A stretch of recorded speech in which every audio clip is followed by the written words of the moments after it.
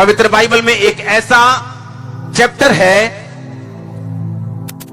क्योंकि पूरे बाइबल में लिखा है अगर तू इस बात को समझेगा तो मैं तुझे ब्लेस करूंगा, अगर तू इस बात को, इस हुक्म को मानेगा तो मैं तुझे आशीषित करूंगा, अगर तू अपने माता पिता की आज्ञाओं को मानेगा, अपने माता पिता की इज्जत करेगा, उनके अधीन रहेगा, मैं तुझे लंबे दिन दिखाऊंगा और जिस देश में तू रहता है मैं तुझे आशीषित करूंगा।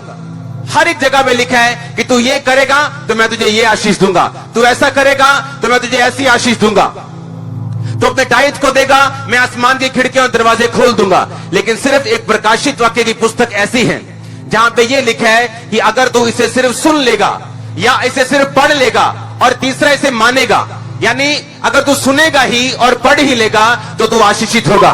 तो इसीलिए मैं आपको कांग्रेचुलेशन बोलता हूं कि आप सुनने के द्वारा पहले से आशीषित हो चुके, क्योंकि बाइबल कहती जो कोई इस वचन को सुनता, जो कोई इस वचन को पढ़ता और जो कोई इस वचन को मानता है वो धन्य है, वो आशीषित है। आप ब्लेस हो चुके हैं ऑलरेडी यीशु मसीह के नाम में।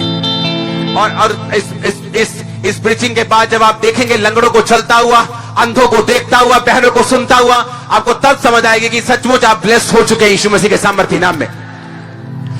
आप जानते, जब मैं कल प्रार्थना में था और मैं परमेश्वर से पूछा कि परमेश्वर तू जानता है कि हर मीटिंग से पहले मैं तुझे पूछता हूं कि तू क्या करने के लिए मुझे भेजने वाला है। मैं जानता हूं तुझे प्रीचिंग करने के लिए भेजेगा, मैं तेरा काम करने के लिए जाने वाला हूं, तेरा नाम बताने के लिए जाने वाला हूं, लेकिन क्या वो है जो तू खास उस जगह के लिए मुझे बता रहे और तू मुझे और तू मुझे दे रहे। परमेश्वर ने मुझे कल बताया कि एक चीज जो मैं आपको अभी बताने वाला हूं वचन के जरिए से, इसी वचन के लास्ट आयत को अपनी स्क्रीन के ऊपर पढ़ेंगे जो मैंने आपको बताई टीम, इससे आगे इसके अगले बाप के एक ही आयत को जो मैंने आपको बताया।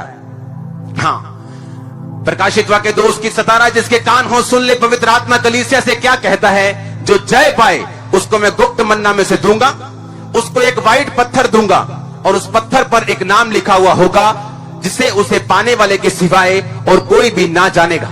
जब मैं कल यहां पे आ रहा था, परमेश्वर ने मुझे बताया कि मैं इस कलीसिया, जब भी मैं किसी कलीसिया में जाता हूं, जब भी किसी एरिया में जाता हूं, वहां की जो सिचुएशन है आत्मिक परमेश्वर मुझ पे जाहिर करता है कि वो किस सिचुएशन में है।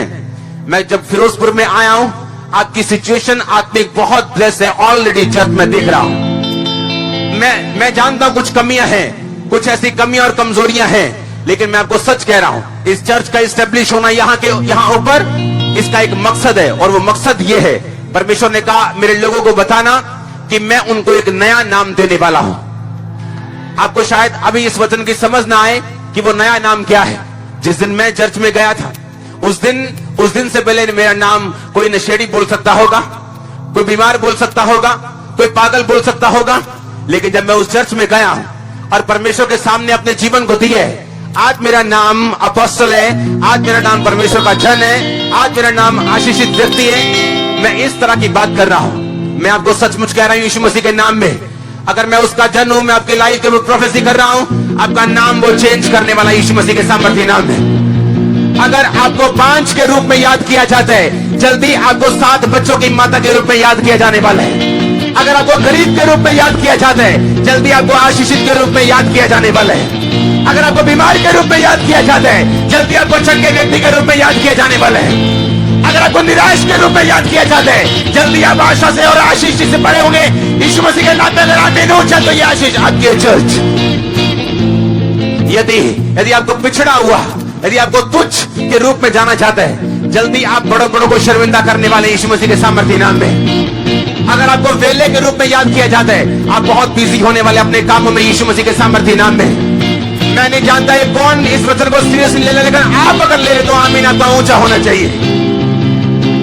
मैं नहीं जानता कौन इस वचन को ये सोच के ले रहा है कि परमेश्वर ने यहां के लिए भेजा है। मैं आपको सिंपल वर्ड नहीं दे रहा हूं, मैं आपको प्रोफेटिक वर्ड दे रहा हूं। परमेश्वर ने मुझे देने के लिए भेजा कि फिरोजपुर में जाके बोलना कि मैं तुम्हें एक नया नाम देने वाला हूं। और मैंने कहा आपको नया नाम देने वाला यीशु मसीह के सामर्थ्य नाम में। आज से आपका नाम भाग्यशाली होगा यीशु मसीह के नाम में। आज से आपका नाम आशीषित होगा यीशु मसीह के सामर्थ्य नाम में। आज से आपका नाम चंगा होगा यीशु मसीह के सामर्थ्य नाम में।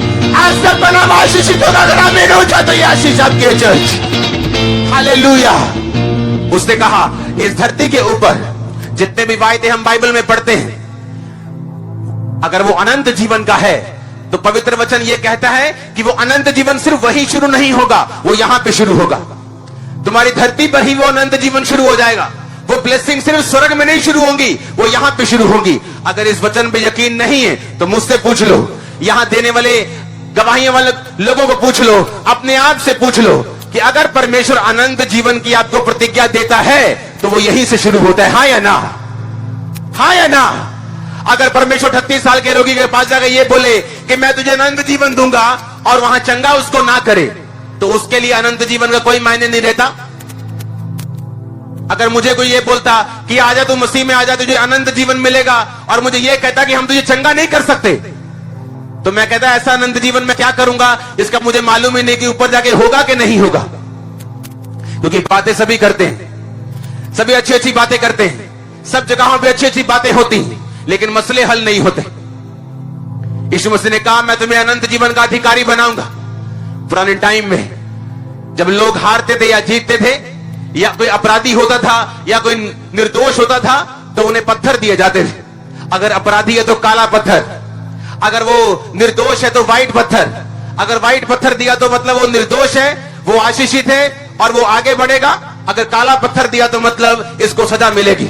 परमेश्वर ने कौन सा पत्थर आपको दिया है? बाइबल में काला के सफेद। उसने कहा मैं तुझे व्हाइट पत्थर दूंगा, तेरे पाप माफ हो चुके हैं। उसने कहा मैं तुझे व्हाइट पत्थर दूंगा, तेरे बीमारियां जा चुके हैं। उसने कहा मैं तुझे व्हाइट पत्थर दूंगा, तेरा कलेश खत्म हो जाएगा। ओ आमीन हो चाहिए आशीष आपकी है चर्च। और जब भी मैंने कहा परमेश्वर आपको अनंत जीवन की प्रतिज्ञा देता है, जब भी वो आपको कोई ऐसा वचन कहते हैं जो आने वाले टाइम का है, तो लेकिन बाइबल कहती है वो वचन इसी धरती से शुरू होता है। अगर वो अनंत जीवन कहते हैं तो वो इसी धरती से शुरू होता है, हाँ या ना? अगर उसने कहा मैं तुम्हें व्हाइट पत्थर दूंगा और उस पर एक नाम लिखा होगा, वो नाम सिर्फ तुम पढ़ पाओगे। तुम्हारा नाम, लोग बोलते हैं कल्याणी है ये, इसके बेबी नहीं हुआ, इसके पास मत जाना। आज से आपका नाम चेंज होने वाला है। आपके घरों में कलेश रहता है ना, कहते लड़ाई झगड़े वाला घर है, इस घर के पास मत जाना। आपके घर का नाम बदलने वाला यीशु मसीह के नाम में। मैं आपको सिंपल वर्ड देने के लिए यहां पे नहीं आया इतने किलोमीटर दूर। मैं आपको प्रोफेटिक वर्ड देने के लिए, आपका नाम चेंज होना है यीशु मसीह के नाम में आज से। आप विश्वास करते हैं या नहीं? वो अभागा से आप सक्सेसफुल होने वाले हैं। वो बैड लक से आप गुड लक में प्रवेश करने वाले हैं। उसने कहा मैं तुम्हें भाग्यशाली बनाऊंगा, मैं तुम्हें सिर बनाऊंगा, मैं तुम्हें तुच्छ होने से चुन तो लूंगा, लेकिन उनको जो अपने आप को कुछ समझते हैं, तेरे द्वारा मैं उनको लज्जित करवाऊंगा। आप बिलीव करते हैं इन वचनों के ऊपर? आवाज नहीं, मैंने कहा वचनों के ऊपर बिलीव करते हैं या नहीं? हालेलुया। क्योंकि ऐसा कोई भी वचन नहीं बाइबल में जो परमेश्वर बोले कि तुम्हें ऊपर मिलेगा और धरती से उसकी शुरुआत ना हो। आमीन। अगर वो ये कहता है कि ऊपर मैं तुम्हें श्वेत पत्थर दूंगा, उस पे एक नाम लिखा होगा और सिर्फ तू ही उस नाम को पढ़ पाएगा, इसका मतलब ये प्रतिज्ञा यहां से शुरू होगी, धरती से।